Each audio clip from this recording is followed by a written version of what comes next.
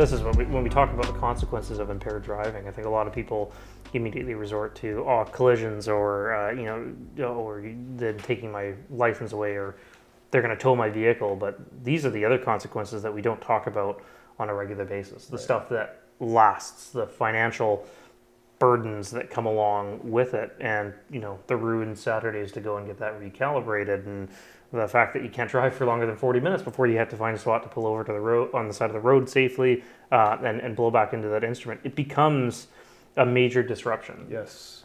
And having gone through all of that now and still going through it, do you feel like those consequences have contributed to a change in behavior potentially?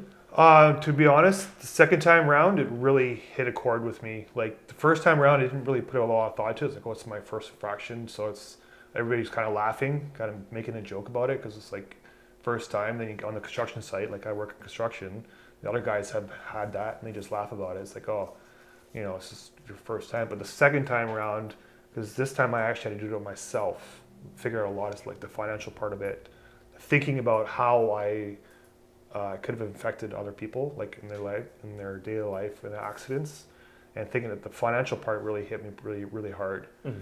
And that's part of the reason why I want to talk about it and make it more awareness, because something like that can't keep going on, and especially how it affects other people.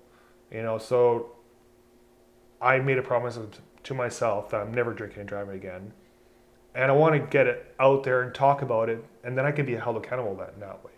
Because if I talk about it and then I go out drinking and driving and get busted, well, are you just talking about this? So why, so I get a bit of accountability in that sense. So, and I have 6 more months to go with this breathalyzer.